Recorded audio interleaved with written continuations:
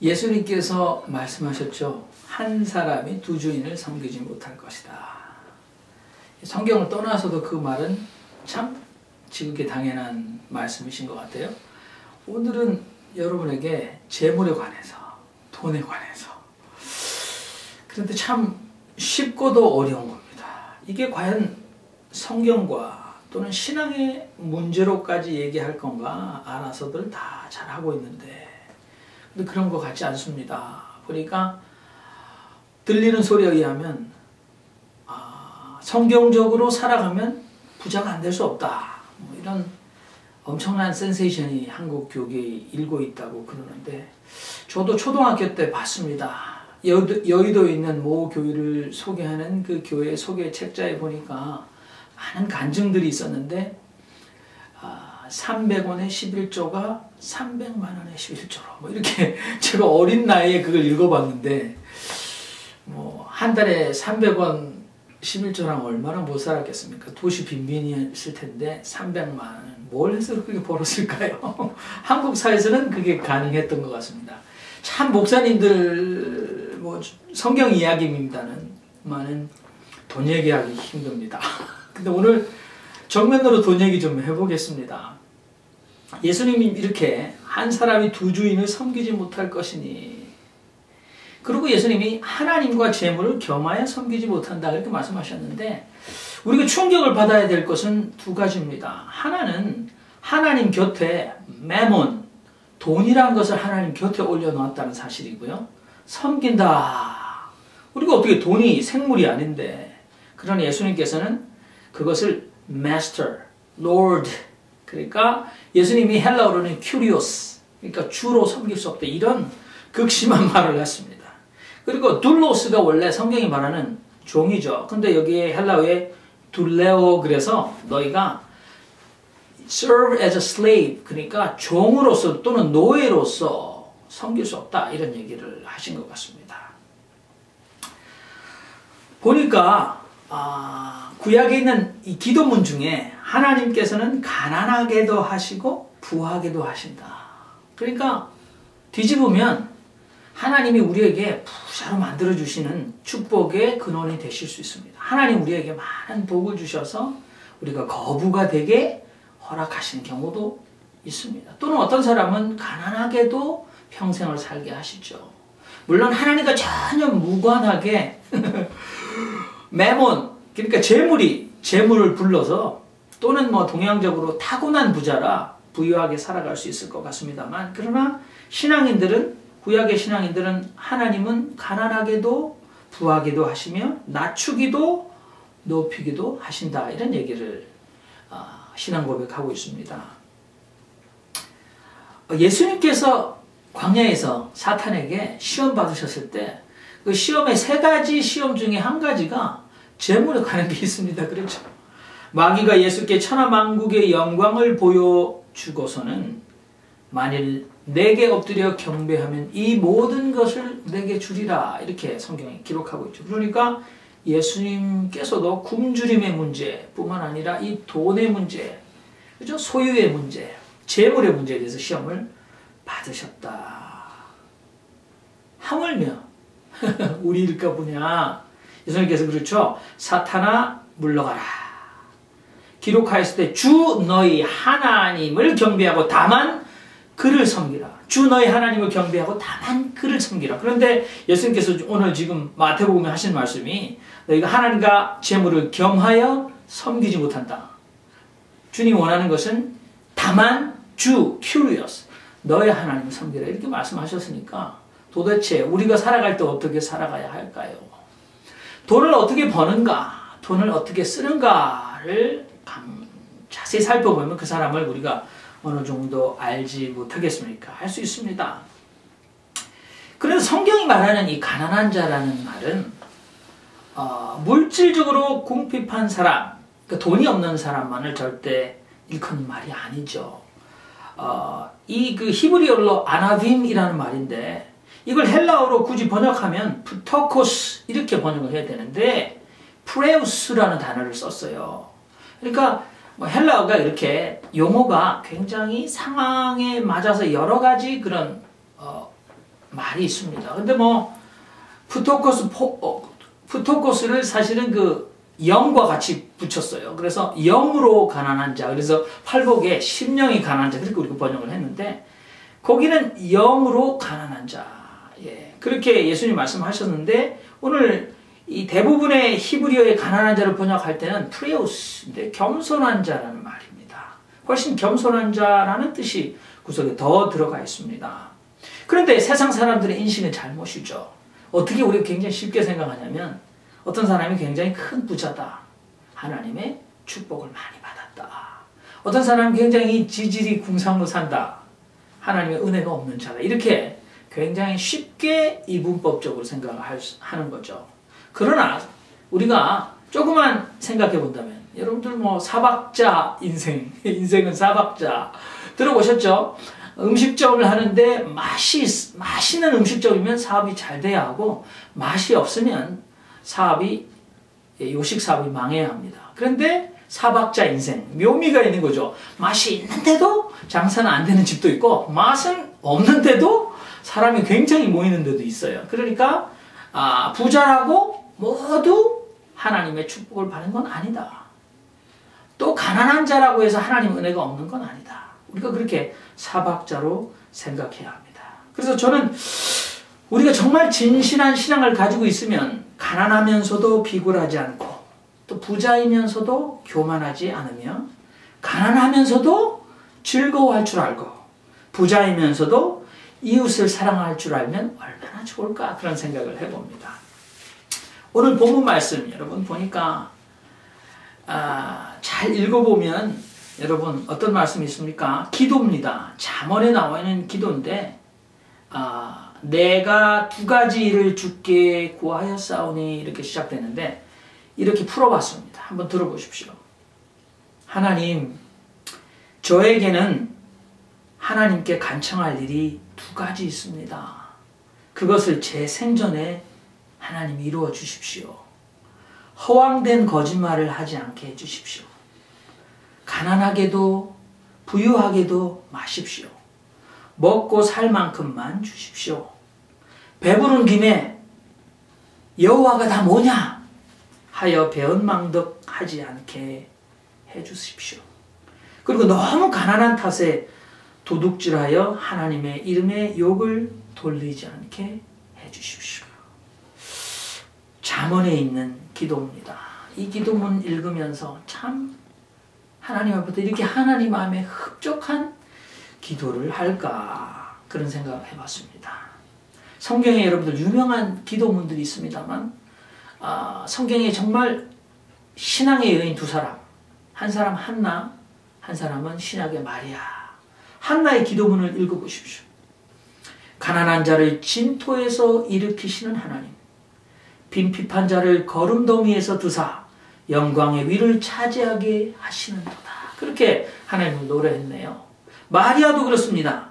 그의 팔로 힘을 보이사 마음의 생각이 교만한 자들을 흩으시고 권세 있는 자를 그 위에서 내리치셨으며 비천한 자를 높이셨고 줄이는 자를 좋은 곳으로 배불리셨으며 부자를 공수로 빈손으로 보내셨도다.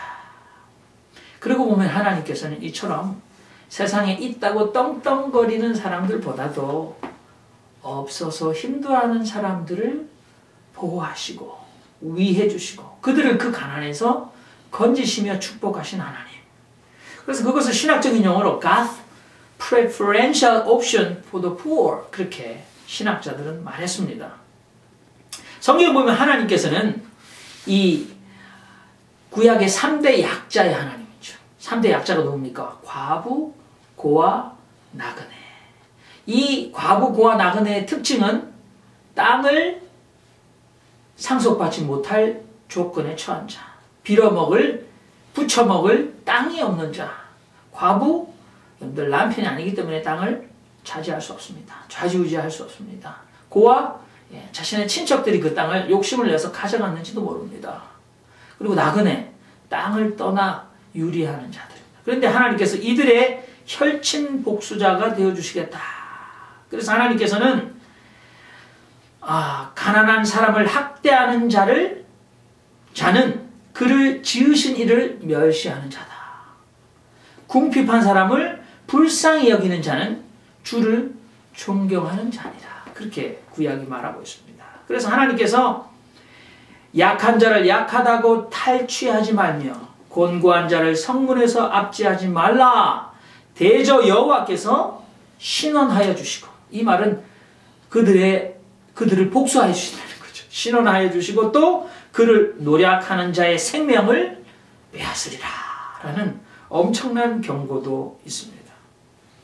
여호와여 주는 겸손한 자의 소원을 들으셨으니 저희 마음을 예비하시어 귀를 기울여 들으시고 고아와 압박당하는 자를 위하여 심판하사 세상에 속한 자로 다시는 위협지 못하게 하십니다. 그렇게 신앙 고백을 합니다. 그러니까 구약의 하나님은 고아와 과부를 위하여 정의를 행하시는 하나님, 나그네들을 보호하며 고아와 과부를 붙드시는 하나님, 나그네를 사랑하여 그에게 떡과 옷을 주시는 하나님. 저는 참 원천적입니다. 떡과 옷을 입히시고 먹이시는 하나님. 제가 여러 번 여러분에게 말씀드립니다만 조선시대에 우리 기독교인들이 좋고 좋은 하나님 옷과 밥을 주시네. 참 원색적입니다만 순전한 기도입니다. 구약의 하나님은 이런 하나님이다. 그렇게 신앙 고백했습니다. 오늘 이 잠언에 나와 있는 지혜자의 두 가지 소원. 하나님, 저를 너무 가난하게도 너무 부유하게도 말아주십시오 라는 이 기도문을 통해서 주님께서 오늘 우리에게 어떻게 재물을 이용하며 살아가기를 원하시는지 함께 생각해 보겠습니다. 우리가 돈의 소유주입니다. 우리가 돈을 나의 faithful servant, 그러니까 우리의 충직한 하인으로 돈을 부릴 수 있는데 거꾸로 적반하장이 되어서 우리가 돈의 노예가 되어서는 안 되죠. 그런데 오늘날의 교회는, 세상 속의 이 교회는 세상과 때로는 구분되고 세상과 짝하지 않고 세상과는 다른 특별한 무엇을 보여줘야 되는데 오늘 교회 안에 이 돈의 신격화된 힘이 너무나 만연해 있습니다. 오히려 성경을 이용하여 우리가 하나님을 잘 섬기면 물질적으로 엄청난 부자가 된다는 이런 캠페인이나 이런 특강들, 이런 비법들이 돈을 주고 모셔다가 그런 강연을 듣고 그렇게 해보려고 하다니 참 얼마나 우리 어르신들 말대로 오호통제라, 우리가 얼마나 정말 무릎을 치며 탄식해야 될 일입니까? 그러나 교회조차 이 자본주의 논리에 놀아나고 앞으로는 하나님을 섬긴다고 하지만 뒤로는 돈의 권력 앞에 아부하고 필요하면 신앙 양심조차다 팔아가며 무릎까지 꿇는 일을 자행하고 있다면 세상 사람들에게는 돈이 우선이죠. 돈보다 더 세상 사람들을 행복하게 해줄 거라고 믿는 허상이 어디에 있습니까? 쩐의 전쟁, 뭐 이런 드라마도 있었다고 합니다만 머니 해도 머니가 최고다. 돈 때문에 속고 속이고 죽이고 살리고 전쟁하고 화친하고, 그래서 그게 쩐의 전쟁인지도 모릅니다. 우리가 돈을 생명체 없는 중성적인 개념으로 이렇게 안이하게 생각해서는 안 됩니다. 왜? 예수님께서는 돈을 Kyrios, Lord, 우리의 Master의 자리에 올려놓고 돈을 섬기는 대상으로 의인화하셨기 때문입니다. 그러니까 저는 돈을 잘못 쓰는 것, 돈을 탐하는 것, 일만악의 뿌리가 될 악한 상전으로 우리가 그 돈의 노예가 될 수 있다. 심각하게 생각해 보셔야 합니다. 여러분 돈 잘 벌고 계십니까? 돈 잘 쓰고 계십니까? 보니까 얼마 전에 인터넷에서 이런 기사가 났습니다. 한 교회를, 한 청춘 한 세대를 고스란히 바친 원로 목사님, 30년 가까이, 한 27년 섬기셨으니, 그리고 대형 교회가 되었습니다. 근데 그 목사님 은퇴하는데 그 은퇴 패키지를 다 모아봤더니 300만 불이나 되더라. 얼마나 큰지 전 잘 모르겠습니다만 이렇게 돼 있었어요. 70만 불 상당한 집을 그냥 드리는 걸로.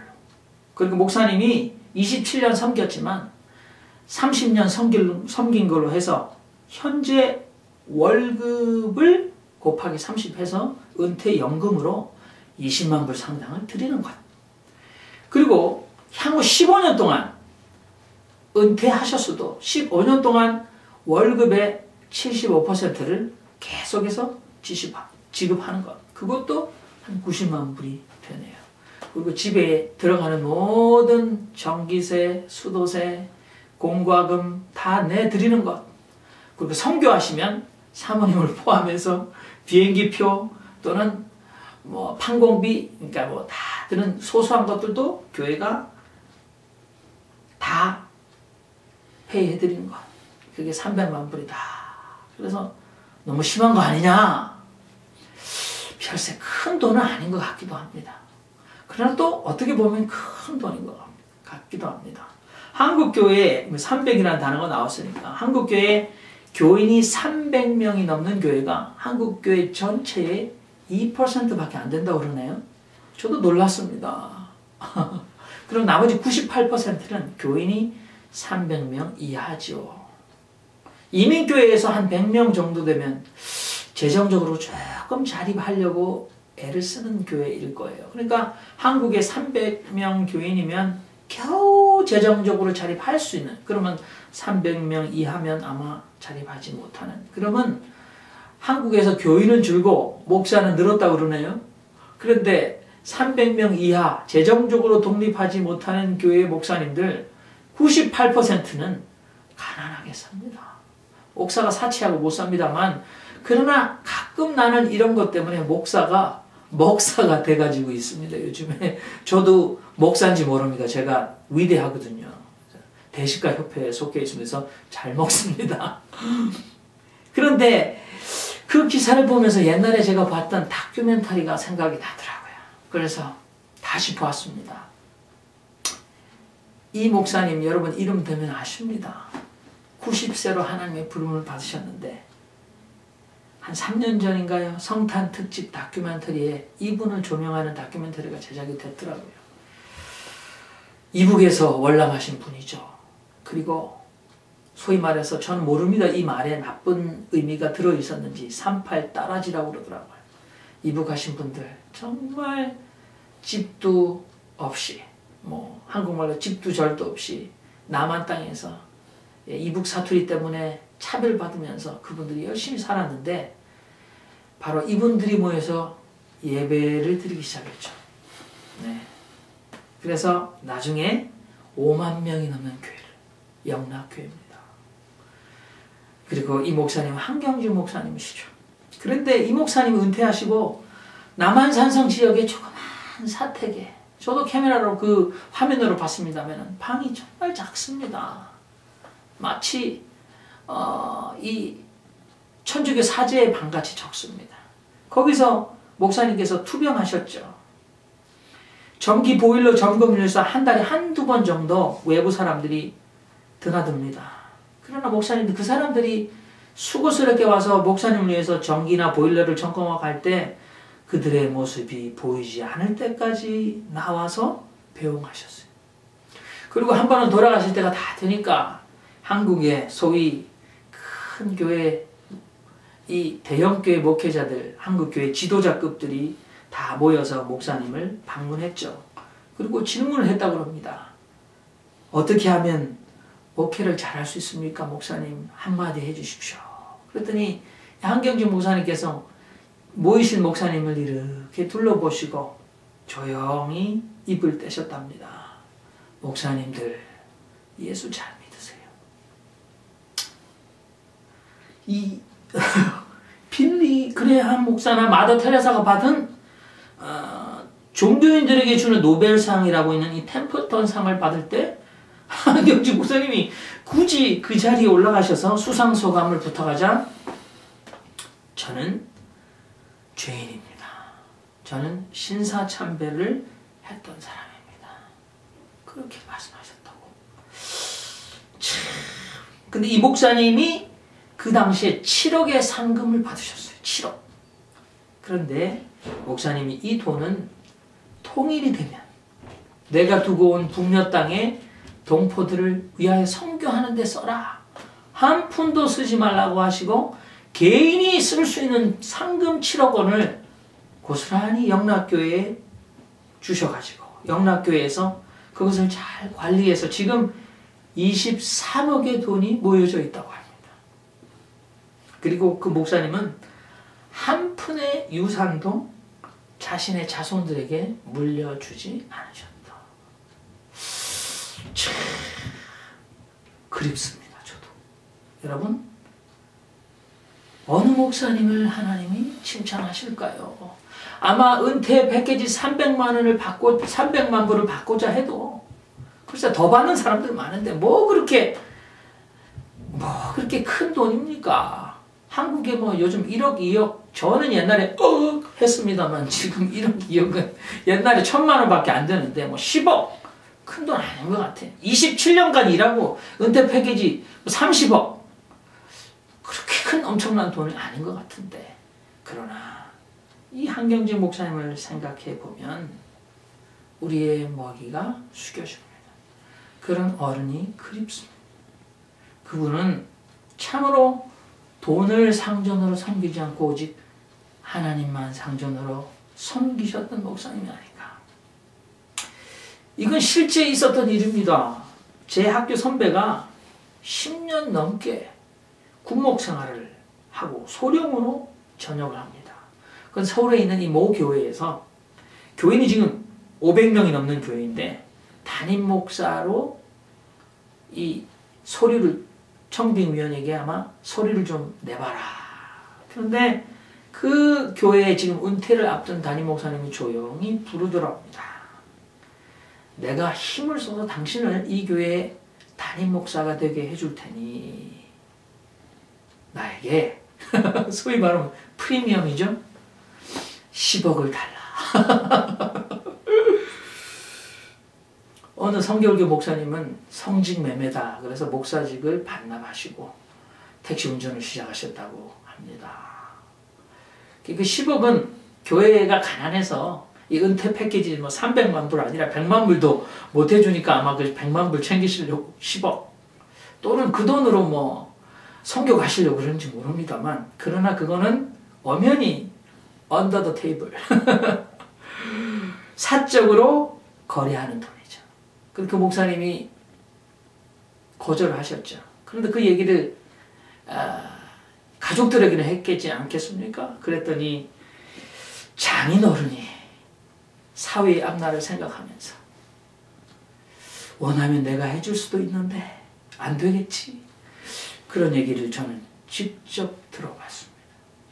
이거 큰일 납니다. 이러니까 우리가 먹사라는 소리 듣고 요거도 먹습니다. 예. 그러나 이 세상에 죄 없는 자가 돌로 먼저 치라. 한국 사회에서 특히 부자 된 분들, 부자는 안 되더라도 무슨 수를 써서, 말콤 엑스가 했던 by any means necessary.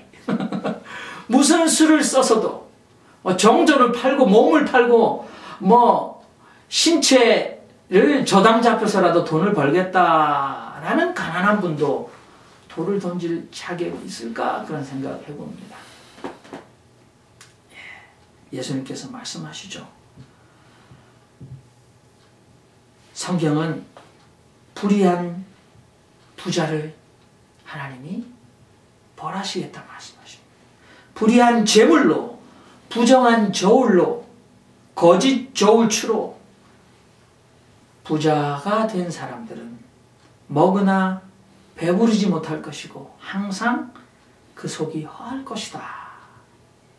그들이 씨를 뿌리나 추수하지 못할 것이며, 올리브를 밟으나 내 몸에 바르지 못할 것이며, 포도를 밟으나 그 포도즙을 마시지 못할 것이다. 여러분, 이 잠언에 나오는 기도문 오늘 한번 생각해 보십시오. 하나님, 내 생전에 이루어 주십시오. 두 가지 소원입니다. 내 입술에 허탄한 말을 멀리 해 주십시오. 그리고 나를 가난하게도 부유하게도 마옵시고 필요한 만큼만 먹고 살게 해 주십시오. 네. 이거보다 더 나갈 수 있어요. 더. 하박국 선지자 뭐라고 했습니까? 예. 외양간에 소가 없으며 밭에 식물이 없으며 우리의 양이 없어도 나는 여호와 하나님으로 인하여 즐거워하리로다. 여러분들, 우리가 눈물 없이는 읽을 수 없는 기도문 아닙니까? 신앙 고백 아닙니까?